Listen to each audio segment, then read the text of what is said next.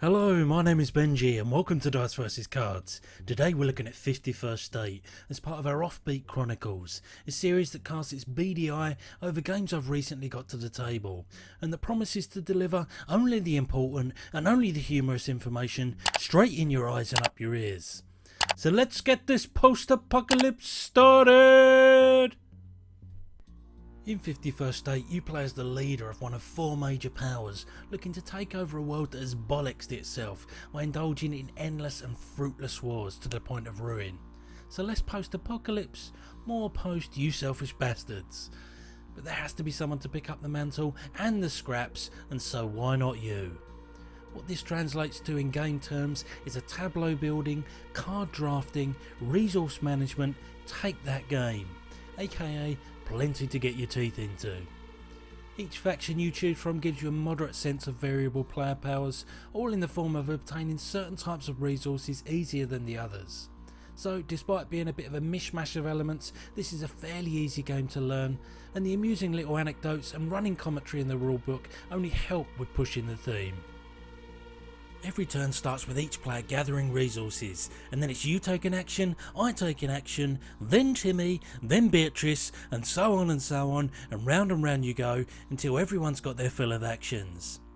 So are we supposed to guess what sort of actions and shenanigans you can get up to? There's always one, ain't there?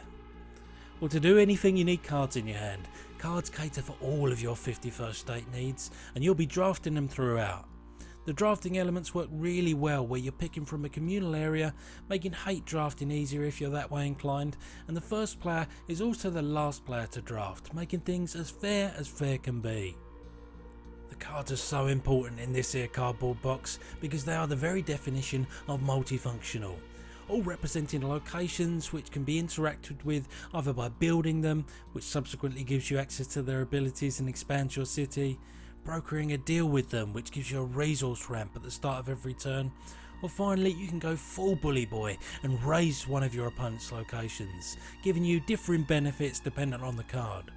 The victim of such bullying does get a little bit of a sweetener so as to not trigger you completely, but rest assured messing with your opponents is definitely a part of life in the new world. I must say I have a little bit of a thing for multifunctional components, especially those of the card variety, and these little guys do not disappoint. All of the symbols, text and artwork is both easy to understand and evokes the theme they're going for. The decision making you have to consider with each of your actions is also jam-packed with rewarding choices.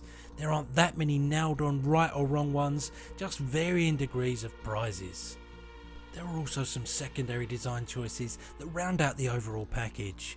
The ability to exchange resources of different types a finite amount of times, the ability to use other players' locations as if they were your own, and even the means to stockpile resources on certain locations.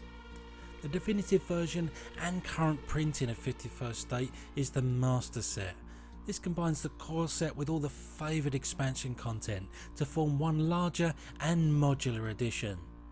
The game also boasts a pretty neat solo mode that has you under assault from the game's AI, forcing you to play a more defensive smash and grab style to take home the spoils.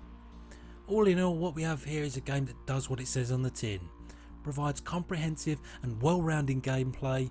Yes, there's some take that here, but if you're not a fan of getting picked on, the game does enough to mitigate your woes and ultimately provides you with a great deal of fun and variety no matter which way you play. So what happens when you get a solid mechanical infrastructure with a cool theme and some bells and whistles? A bloody good game is what. So what should we call the 51st State? Trumpsylvania? Mad Maxville? Megacorp City?